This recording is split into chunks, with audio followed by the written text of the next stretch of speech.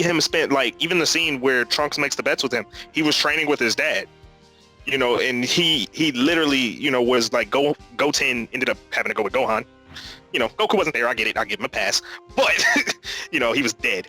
But you really do see, like, a lot of time being spent with Trunks, and even just for him to have the ultimatum of, all right, if you can hit me, we'll go to the park. You know what I mean? That's not something that you just do randomly. I'm pretty sure he's had bets like that with Trunks many a time, because I think Trunks even says, like, are you serious this time? You know, like, you're not gonna like bail out like last time, you know what I mean? So, like, that shows that he's done this, you know, on multiple times, either when they were training or out together, where he spent time with Trunks. So that's just one of the things that you see from Vegeta.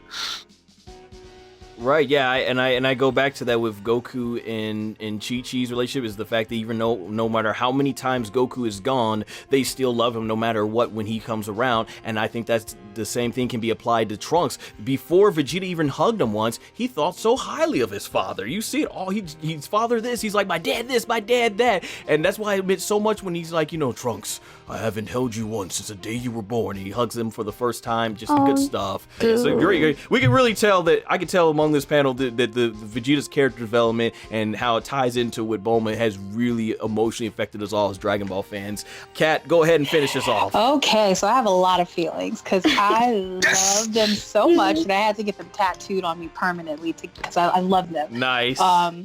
Let me try to get all my feelings. So one of the reasons that I was first attracted to Bulma and Vegeta as a couple was less about what I saw and more about what I didn't see. I think like everyone else, you're like, how the hell did they get together?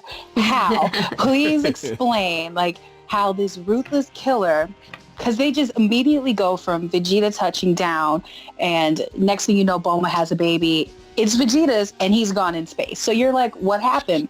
But even before that, like how Linus was pointing out, like how he could have killed her on Namek, there were subtle parts where you could see that there was some interest forming.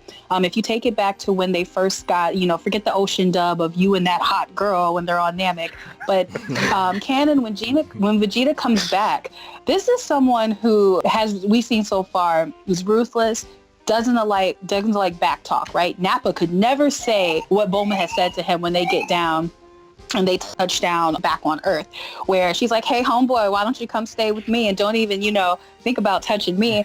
If anyone else had said that to Vegeta, homeboy, yeah, I remember that. Homeboy, yeah, Vegeta would have had a lot of issues, but for some reason with Bulma, he lets it slide. Watch the full video by clicking under my handle.